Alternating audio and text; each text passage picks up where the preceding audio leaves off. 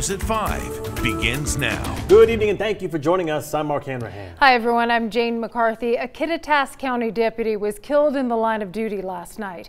Deputy Ryan Thompson was killed in a shootout with a suspect. Kittitas police officer Benito Chavez was also shot. He survived. Crews airlifted him to Harborview Medical Center in Seattle last night.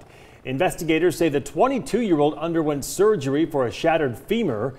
Right now, he is listed in satisfactory condition. Now, investigators say this all started as a possible road rage incident. They say the suspect refused to stop for authorities, which started a brief pursuit ending on Pierce Street. Authorities say the suspect got out of the vehicle and engaged open fire with officers. They say Deputy Thompson was hit and pronounced dead at the local hospital. The suspect was also shot and killed. He has been identified as 29-year-old Juan Manuel Flores del Toro. The Ellensburg Police Department is taking over the investigation. Right now, they say there is no clear motive for the attack.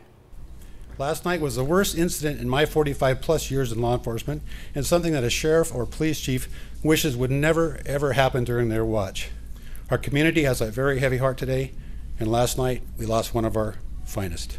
Deputy Thompson was 42 years old. He was born and raised in Walla Walla. He leaves behind a wife and 3 children. The deadly shooting comes just 5 days after a suspect shot a trooper with the Montana Highway Patrol. Trooper Wade Palmer remains in critical condition. The shootings come 4 years after a Coeur d'Alene police officer was shot and killed in the line of duty. KREM 2's Taylor Vito spoke with local police for some insight on how this kind of tragedy impacts the law enforcement community as a whole. Taylor? It's never easy for law enforcement officers anytime a fellow brother in blue dies on the job. For officers in Coeur d'Alene especially, it's painfully relevant. Here at the Fallen Heroes Plaza sits the name of one of their own, who just close to 4 years ago died on the job himself. It definitely hits closer to home. News no one wants to hear, especially those who wear the badge. It's with heavy hearts that law enforcement agencies across the Northwest are sharing their condolences for Kittitas County Deputy Ryan Thompson. His death comes on the heels of last Friday's shooting of Montana Highway Patrol Trooper Wade Palmer. He was shot by a suspect outside of Missoula and is currently in a coma. Between Montana and Central Washington sits North Idaho. It's a situation where the law enforcement community, we're close, we're tight-knit, and it doesn't matter whether it's from Idaho to Washington to Montana. You know, we're all looking out for each other. Mario Rios is a Coeur d'Alene PD officer. He says hearing of these situations is far from easy and is something that can always be on an officer's mind. For all officers, no matter what their condition, one has to think of the long-term effects. For me personally, I have kids, and I definitely see that as a little bit of extra heartbreak. Rios sadly knows the pain well. He was friends with Sergeant Greg Moore, the Coeur d'Alene officer who was murdered while on duty in 2015. With each passing year, there's less pain, but the memory is still real, he says. What we found is we still are very close to Greg's family. We still are there for his kiddos when they have events, and so we just definitely try to keep that family approach. A family of law enforcement that's especially strong in a place like North Idaho, and a family that says they're just like you and me. Us as officers, we're people that when we're not in this, we're wearing, you know, t-shirt and jeans, and we have our families, and we're normal just like everybody else. And Officer Rios says it's likely that when it comes time for a service for Deputy Thompson in Kittitas County, Coeur d'Alene PD will likely send some of their own officers to attend. In Coeur d'Alene, Taylor Vito, KREM 2 News. Taking a turn to weather now. Winter finally in the rearview mirror. The spring equinox arrived at 2:58 this afternoon. So most places will see about an equal split of 12 hours of daylight and 12 hours of darkness. Exciting times. Meteorologist Thomas Patrick in for Tom Sherry tonight. And Thomas, what can we expect for the first weekend of spring? Yeah, well, this rest of this week is going to be very nice. The weekend ahead, maybe a little bit cooler than we had today as cloud cover starts to come back into the mix. But this is how the first day of spring will end up for the inland Northwest. 64 the high in Spokane, even 65 in Lewiston, 68 in Moses Lake. Gosh, we are getting very close to 70 degrees. By the way, the record high for today is at 70, so only 6 degrees shy of that. The warmest day since October 22nd. 149 days ago. That's almost a half a year, if my math is correct. So here's your quick spring facts. Our average temperature will go from 50 degrees today to 75 degrees on the last day of spring. Daylight is actually 9 minutes more than 12 hours because the sun has a little bit of depth. So we get an extra 4 or 5 minutes for sunrise and sunset.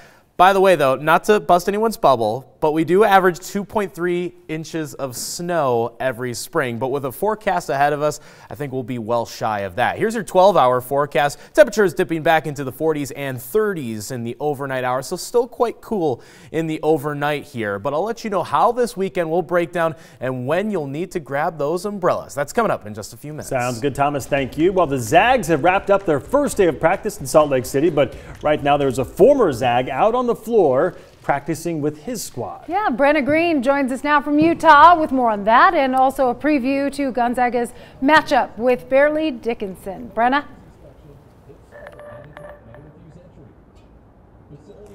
Yeah, the former Zag I got to talk to today maybe or is an ESPN darling, but he didn't play a lot for Gonzaga. He is a baller, obviously, but he also plays a mean air guitar, and he likes red and blue, of course, but his closet now full of highlighter green. Who am I talking about? You're about to find out.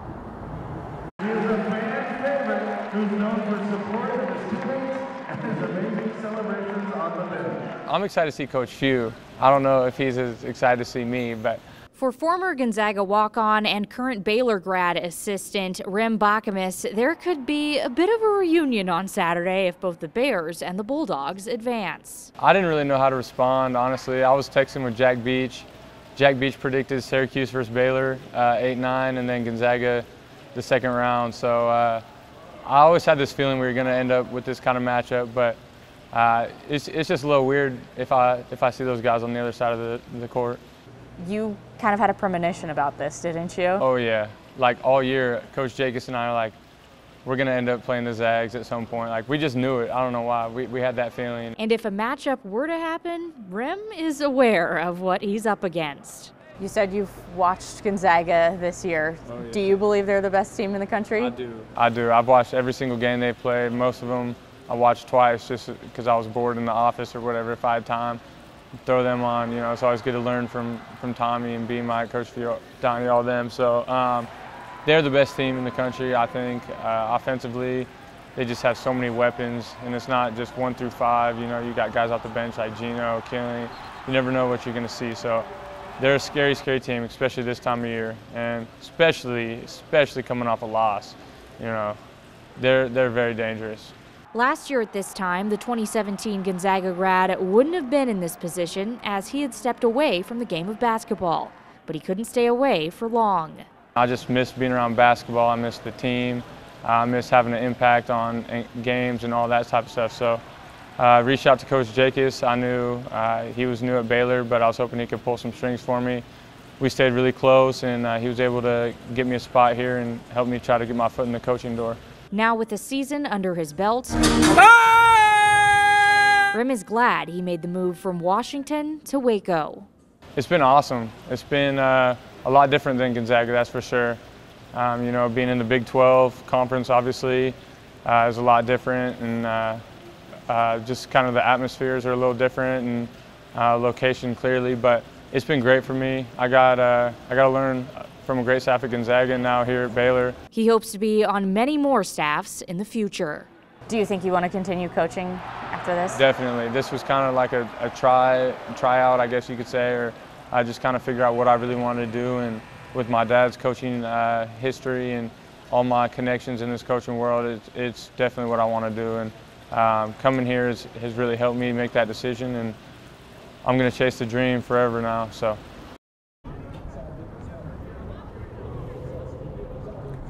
You heard Rem talk a lot about a Coach Jackus during that interview. John Jackus was on staff at Gonzaga as the director of basketball operations while Rem was at GU, and now he's an assistant on Baylor, so a ton of Bulldog connections on that Baylor staff. During our 4 o'clock show, you heard Gino Crandall give a bit of an in-depth analysis about Fairleigh Dickinson. If you missed it, don't worry, we're going to have it again tonight at 6 because he gave an incredible analysis of that team. But we're going to talk about Fairleigh Dickinson for 1 second. The Knights have been on quite a ride the last few days, coming back from being down by 13 points last night in the second half to Prairie View A&M. And then they won, obviously. They immediately jumped on a plane from Dayton to Salt Lake City. They're practicing here today. They weren't the underdog yesterday, but obviously tomorrow against the Zags, they will be. I think it's something that we embrace, because being from a smaller conference, you automatically, looked at as being an underdog. So we just want to come out and just continue to play the brand of basketball we've been playing. We've been on a 9-game winning streak, and we're playing our best ball of the season right now. And like you said, it happened last year. Anything can happen in March. There's a lot of upsets. So we just want to go out there and just play the ball we play. By the way, that was Darnell Edge, who had 33 points last night. That was a career high for him, so he's obviously doing something right in the month of March. Reporting in Salt Lake City, I'm Brenna Green, KREM 2 Sports. All right, Brenna, looking forward to the game. Thank you. The Gonzaga women's basketball team is a 5th seed. They will play number 12 Little Rock on Saturday at 12:30. That game is happening in Corvallis, Oregon. You can catch it on ESPN2.